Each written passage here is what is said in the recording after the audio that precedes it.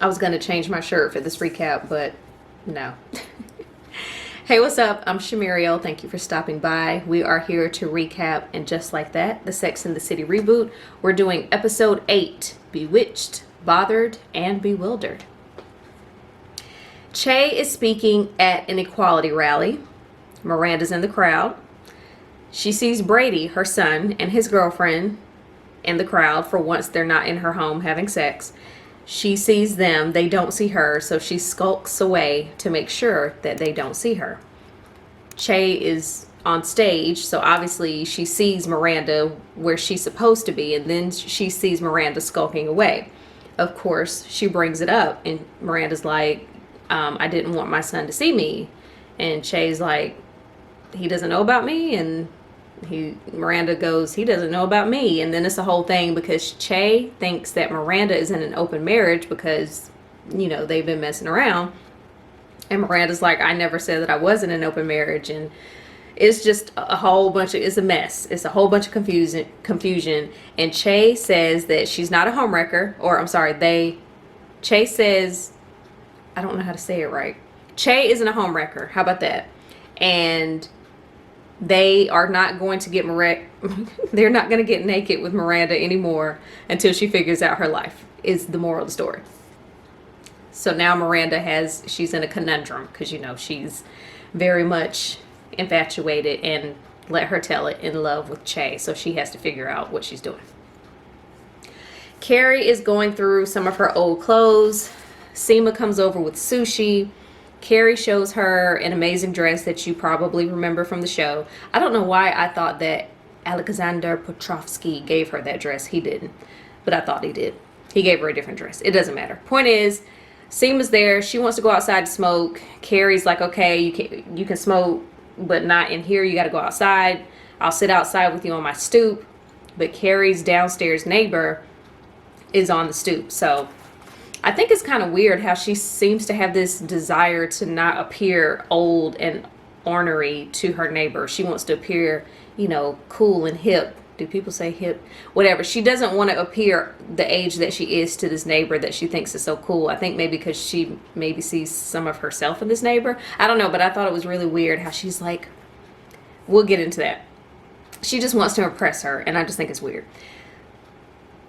Carrie's neighbor is the worst because she's loud, her friends are loud, and they're downstairs one night, hella late, loud AF, making a lot of noise. And Carrie calls the guy that she does the podcast with, and she's like, what's a cool way to ask someone to keep it down? Girl, if you don't yell at your window and tell them to shut the fuck up, or, whatever. Maybe not that, but whatever. So she opens the window, and she's like, come on. And then they're quiet for that moment. But I just thought it was weird that she's like trying to find a cool way to tell somebody to be respectful of others. Anyway, Charlotte almost gets caught by her daughter on her knees in front of Harry. She slams the door so fast she hits poor Lily in the face. She tells Lily, in the event that she saw something, that she was checking Harry, his man part, she was checking it for cancer. Now, I'm that person. So did you notice that there were 2 man parts shots in this episode? I saw them. Because I was like, Harry.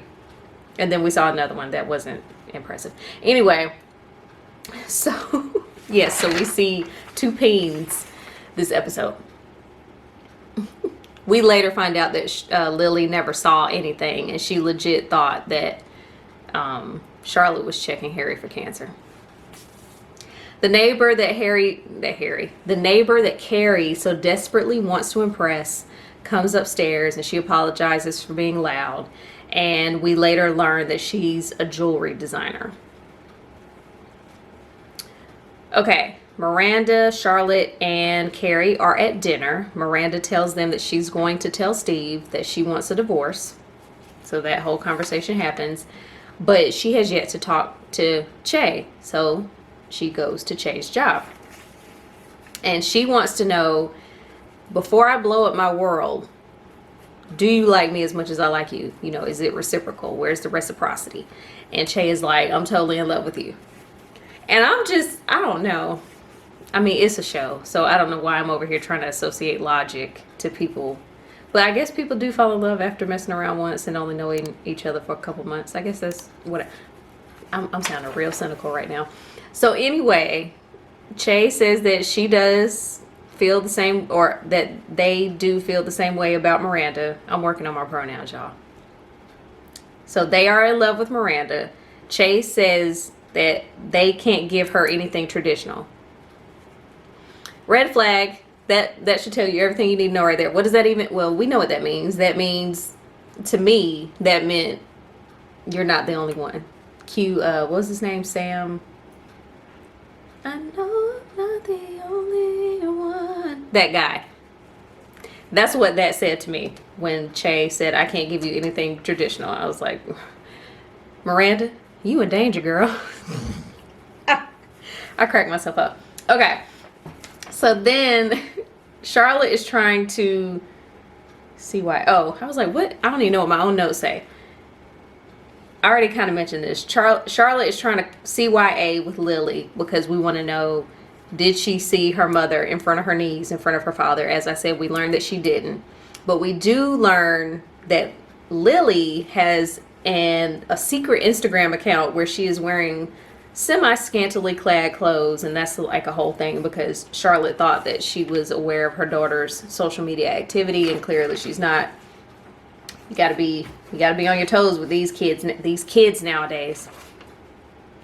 Okay, so now Miranda's talking to Steve. She tells him she's not happy. The situation they got going on right now is not enough for her. She wants to know if he's happy. He says he is. He's cool with whatever it is they have now. It's always been a situation with them where he's enough, that he's not enough, that he's kind of sort of enough. Basically saying they've kind of had like a roller coaster situation. But he says he's good with where they are. And he's always, quote, hanging in there for them. But he can't do it anymore. So if she don't want to, ride the ride anymore, he's like, vaya con Dios. So there's that. After the talk between Miranda and Steve, Miranda is calling Carrie from a cab or an Uber, whatever. And she's like, I told him. He says he wants me to be happy, so I'm going to go be happy. I am on my way to the airport. Now, when Miranda met up with Che outside of the JOB, Che told her that she was on the way to, what did she say, Cleveland? Chicago? I don't remember. Some city that starts with a C. Terrible. She is on her way out of town, is the moral of the story. And so now Miranda is in a cab or an Uber on the way to the airport to go see Che, who has a show. And I'm like, girl, we already know where this is going to go. And if you don't know, let me tell you where this is going to go. Miranda, again, I haven't seen today's episode just yet. I'm about to watch it as soon as I get done recording this. Miranda's going to show up and Che is going to be in a hotel room with somebody else. Bet money. Bet money. And then here's what's going to happen. Then Che is going to say, I told you I couldn't give you anything traditional. Watch. I'm just saying, this, I've heard it all before, but yeah, that's what's going to happen. So I'm about to watch episode 9 now, and I'll be back with another recap when that happens. Y'all be good. Bye. Thank you for watching.